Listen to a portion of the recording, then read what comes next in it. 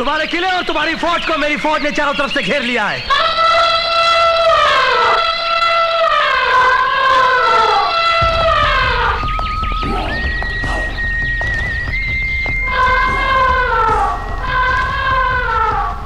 ये फौज, ये जानवर, हाँ ये जानवर जिससे प्यार करते हैं उस पर अपनी जान वार देते हैं, शायद इसीलिए ये जानवर कहलाते हैं।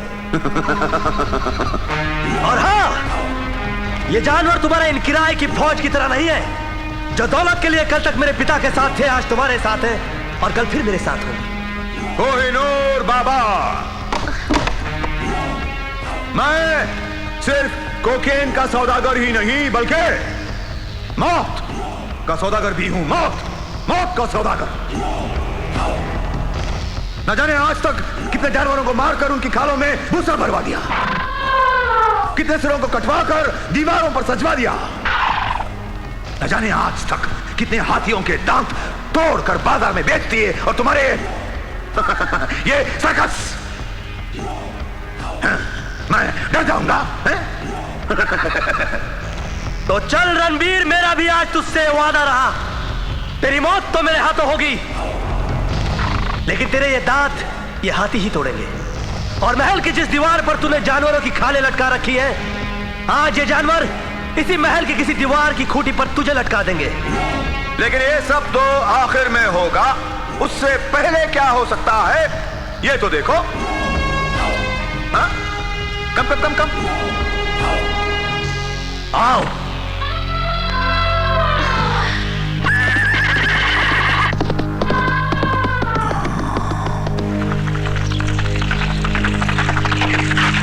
अली भाई, ना कोहिनूर बाबा, अगर तुमने एक भी कदम आगे बढ़ाया तो जल्लाद का हाथ उठ जाएगा।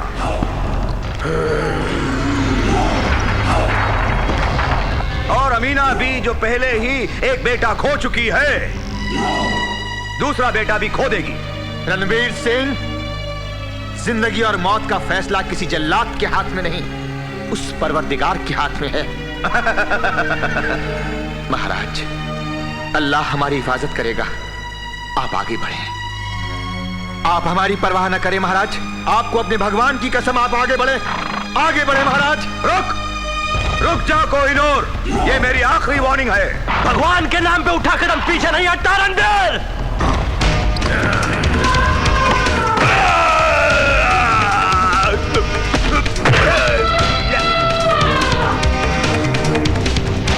चल सूरज,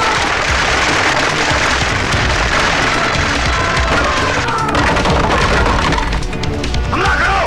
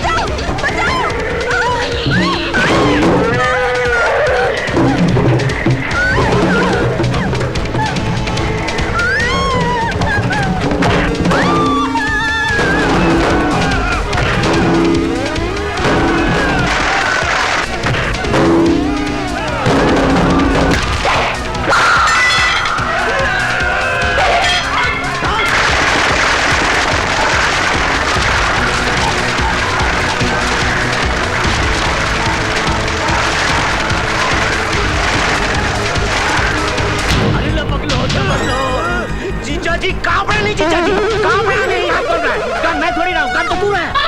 जीजा जी मैं मरना नहीं चाहता तब मर जाओ। अरे मैं भी मरना नहीं चाहता। ये तो उस रामजादे रणवीर सिंह का सत्यानाश हो फंसा दिया बर्बाद दिया ना घर का छोड़ा ना घर का।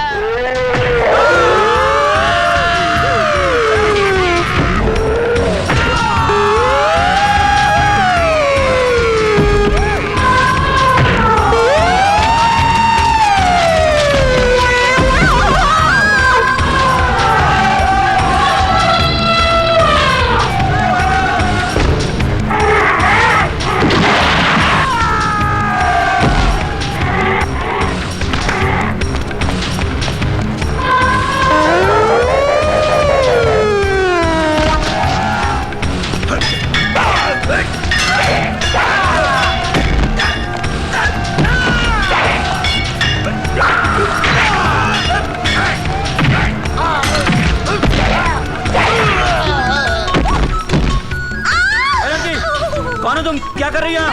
मैं टीवी रिपोर्टर हूँ। TV reporter? वो देखो कैमरा। हाँ वो शूटिंग के लिए भेजा है लाइव टेलीकास्ट के लिए।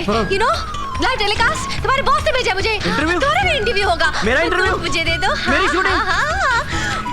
ऊपर देखो। चली गई।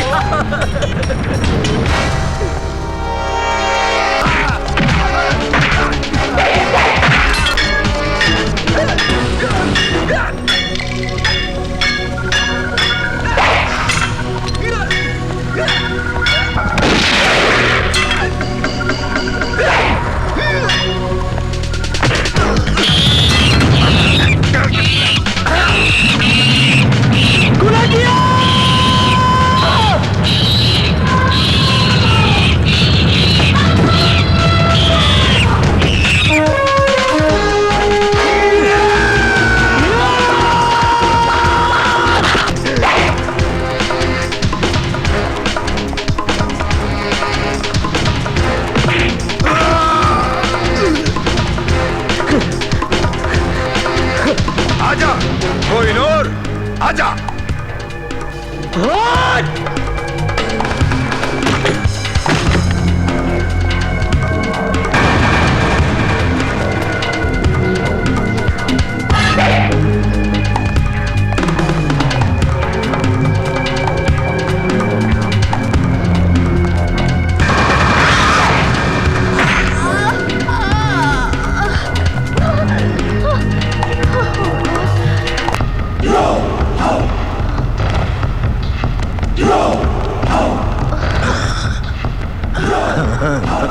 अगर इसे प्यार करते हो तो हथियार फेंक दो।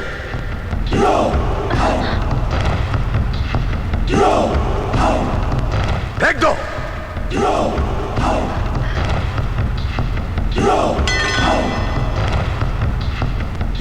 तो सौदा यह है, इसकी गर्दन या तुम्हारी गर्दन।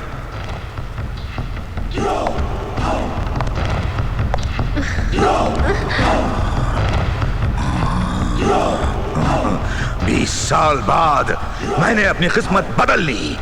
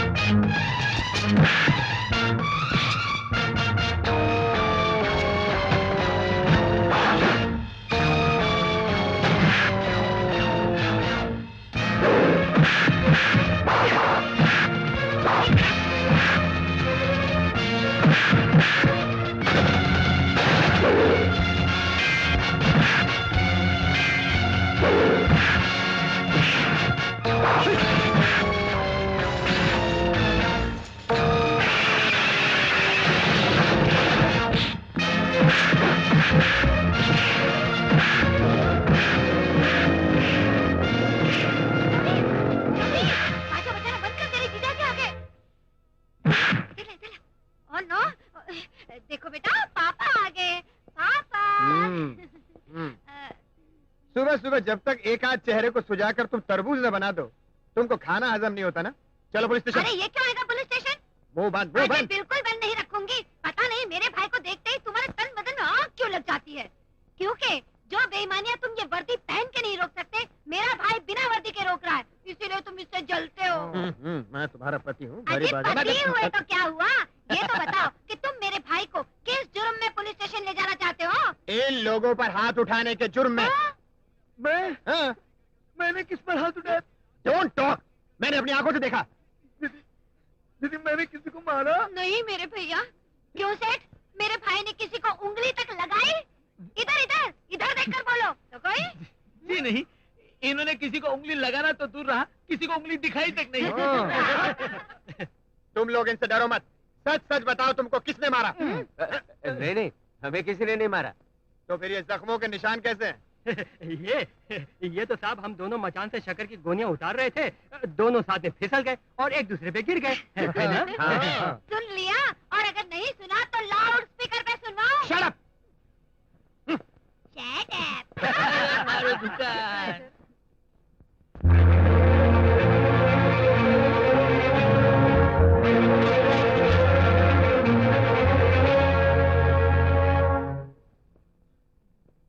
कहाँ से आ रहे हो?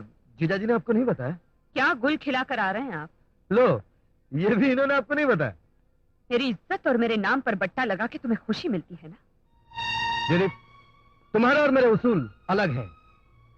तुम कानून की रक्षक हो और मैं तुम्हारे कानून और उसके किताबी उसूलों को नहीं मानता।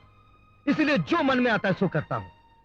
फर्स्ट क्लास डिग्री हासिल करने के बाद भी बेकार फिर रहा हूं, लेकिन मैं सरकार को दोषी नहीं ठहराता। ईमानदार भूखे मर रहे हैं, कालेबाजारी मौज कर रहे हैं, दिन दहाड़े खून खराबा गुंडागर्दी, क्या कुछ नहीं हो रहा है। लेकिन मैं पुलिस को उनकी कमजोरियों का एहसास नहीं दिलाता, बल्कि मैं खुद उन बदमाशों का मुकाबला करता हूँ। अरे वाह भैया, वोट डाला। क्या बोला है? अरे मुन्ना, इसी बात पे बिगुल बजा बजा। खामोश! रवि, तुम मुझे और मेरे मिजाज को अच्छी तरह जानते हो। मेरे फैसले बहुत सख्त होते हैं, उन्हें जज्बात और रिश्तों की गर्मी कभी नरम नहीं कर सकती। तुम्हें अगर इस घर में रहना है तो मोहन की तरह एक अच्छे नागरिक और एक अच्छे इंसान बनकर रहना होगा, वरना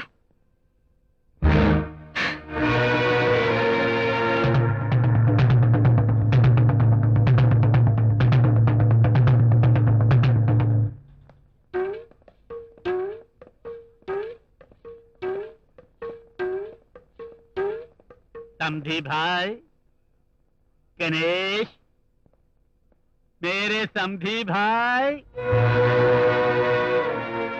कौन है रे भाऊ? मैं एमपी राजशेखर, तुम्हारा समधी।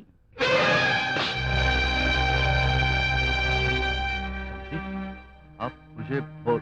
हाँ समधी भाई, मैं अपने बेटे के लिए तुम्हारी बेटी का हाथ मांगने आया हूँ। अरे क्या बोलता भाऊ? मैं सच कह रहा हूँ गणेश भाई, शायद पंप के उद्घाटन के दिन मेरे बेटे ने तुम्हारी बेटी को देखा था और उसी दिन से ये रट लगा रहा है कि अगर ये शादी करेगा तो गणेश भाई की जबूतरी के साथ, वरना जिंदगी भर कमारा रहेगा। अरे नहीं भाव, लोहे का टुकड़ा है, सोने के टुकड़े से कैसे जुड़ सकता है? ससुर, अरे मैं कमला से शादी महज आदर्श के लिए नहीं करना चाहता। उसे देखते ही मैंने ऐसा महसूस किया इतनी भोली भाली लड़की अगर मेरी जीवन साथी बन जाए तो मुझसे भाग्यशाली इंसान इस दुनिया में कोई नहीं होगा। गणेश मियाँ, सोच क्या रहे हो? अरे जब शादी करने वाले ही ने इतना सब कुछ कह दिया। अरे समस्या और सोच के सागर में क्या डूबे हुए हो? अगर तुम्हारी जगह मैं होता और मेरी 100 बेटियां होती तो मैं 100 की 100 इसको दे देता। मान जाओ गणेश मियाँ, मान जाओ ना गणेश भाई।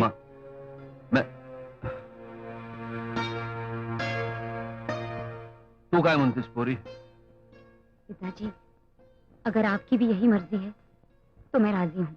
ओम अग्नायुं क्षीपास आसुवो जमिषं आरे वागस्वरुद्धिनाम् ओम अग्निरिषि पवमाना पंचजन्या पुरोहिता ओम सुमंगली भव।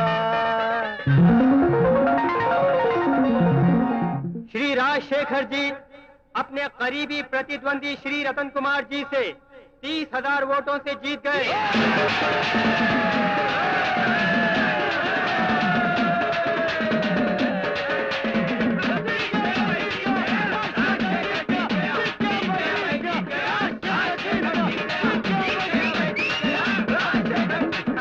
राजशेखर जी वाह, एक गरीब की बेटी को अपनी बहू बनाकर अब इज्जत के मैदान में लंगड़ाकर 1 सीढ़ी नीचे गिर गए, मगर इलेक्शन के मैदान में 10 सीढ़ियां ऊपर चढ़ गए।